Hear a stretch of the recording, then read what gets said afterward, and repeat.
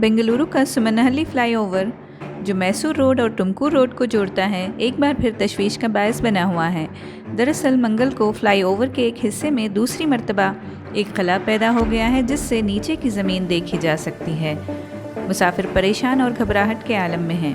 Traffic police ने भी जाए वक़ुआ पर पहुंचकर नुकसान का जायज़ा लिया और हादसात को रोकने के लिए बैरिकेड्स लगा दिए गए हैं। शहर का इंतज़ामी इदारा बृहद बेंगलुरु महानगर पालिके जुमेरात से मरम्मत का काम शुरू करेगा, जिसके दौरान फ्लाईओवर की एक लेन बंद कर दी जाएगी।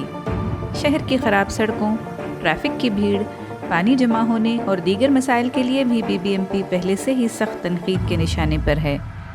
बताते चलें कि 2019 में भी ऐसा ही एक वाक़या पेश आया था, जब फ्लाईओवर के एक हिस्से में खला हो जाने की वजह से मेटल की सलाखें नज़र आ रही थीं। ये फ्लाईओवर चेन्नई के एक कंपनी ने साल 2010 में तामीर किया था, ताहम बाद में इस कंपनी को चंद रियासतों ने उसके कम मेयारी काम की वजह से ब्लैक लिस्ट कर दिया था।